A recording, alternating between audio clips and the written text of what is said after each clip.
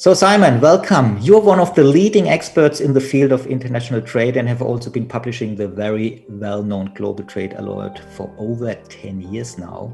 But for a few years now, the free exchange of goods and services has been under pressure from trade wars, protectionism, and the trend towards deglobalisation. And yet the pandemic crisis around COVID-19 has also been a showstopper for globalization. What longer-term effects on international trade do you currently see? I think you have to differentiate between trade in goods and trade in services and data flows, because we see different stories in each domain. Trade in services has been booming, especially when it's data related. This seems to be growing, and I think we will continue to see more of it, despite the fact that it's actually one of the more regulated areas of international commerce. Data flows, the prognosis is quite mixed. More and more countries are asserting what they call data sovereignty, but really that often amounts to trapping data within their jurisdictions and not allowing it to be transferred across borders. And this, of course, is extremely costly for the firms involved. On trading goods, there is probably the biggest source of concern. Before the pandemic hit, we already were seeing very, very tepid trade growth. We've seen contractions in global value chains. And of course, the pandemic has raised serious questions about the reliability of global value chains. I must say, I think those supply chains have been generally traduced and mischaracterized. But the key thing is I think we will see governments questioning how much they can have cross-border supply chains in high-tech areas as well as in some essential goods. Also, the World Trade Organization prohibits subsidies and export incentives. I mean, this type of protectionist measures is on the rise. So what is your opinion around the WTO? Is it just a paper tiger? I wouldn't call the WTO a paper tiger. I think the better metaphor for the WTO, it's like one of these rundown Italian palazzos. So it had fabulous former glory, and you can still see the outlines of it. But boy, does it need work. We need to shore up the foundations. We have to go room by room and ask agreement by agreement, how can we update that to the 21st century? And that, I think, is the real challenge with the election of a new Director General for the WTO and, of course, the member governments who are part of it. And there's a lot at stake because the WTO and its predecessor helped provide some predictability in the treatment of trade flows. And businesses love predictability. Or put it differently, they find uncertainty as a real discouragement to cross-border commerce. As a key learning from the pandemic crisis, many companies want to reduce their previous dependency on raw materials and intermediate goods, especially from China. Do you think that supply chains will get really adapted on a large scale?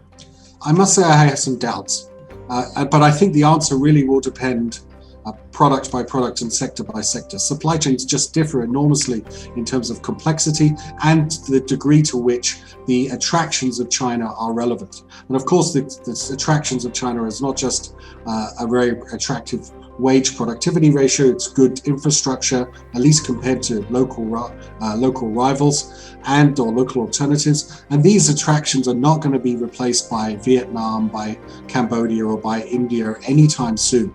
So I think that there will be less reshoring, but I would not be surprised if in some sectors we do see more diversification and some retrenchment. So I think it'll be a very mixed picture.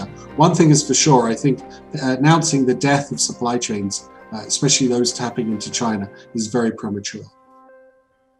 Let's focus on Switzerland. In the recently published Deloitte study, Power Up Switzerland, a majority of more than 400 surveyed executives and experts see big potential for improvement for Switzerland in the area of international trade.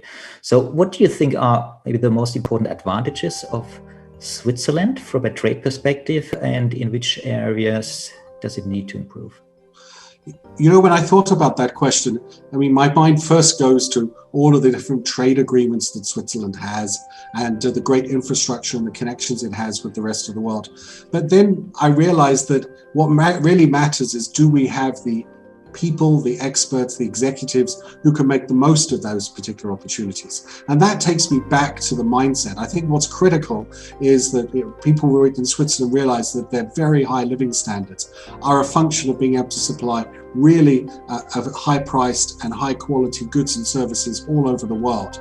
And if you're going to pursue that particular objective, you have to be able to marshal the talent and to be able to marshal the capital and the resources to do this. Now, I think in terms of capital and resources, Switzerland is very well endowed.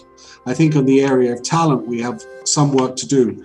We have to adopt and keep an immigration regime which is open. We have to build up and strengthen our schools and our universities, and we have to encourage R&D development. These are all, I think, ways in which we translate the understanding that we depend on open markets for our high living standards into something which is much more tangible.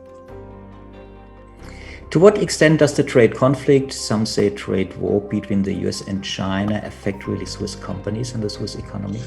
I think there are three channels which are often mixed or confused. There's one very important exchange rate channel which we saw at the height of the trade war, which was that because of Switzerland's safe haven status, the Swiss franc started rising, and the reaction of the Swiss National Bank was to further ease monetary policy. So ironically, we got a monetary policy stimulus out of the trade war.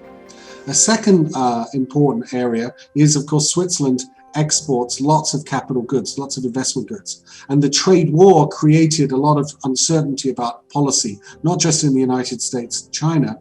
And that type of uncertainty puts boards off making big investment projects. And that hurts Switzerland because we're so well tied into shipping those goods abroad.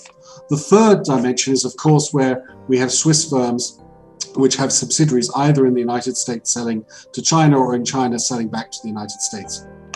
I see those as the three biggest areas. I see less effects from sort of diverting sales away from American firms to Swiss firms in the Chinese market, and the opposite in the US market. I think the first three mechanisms I described are the more important ones for Switzerland. Simon, thanks a lot for your time. Thank you very much, Michael.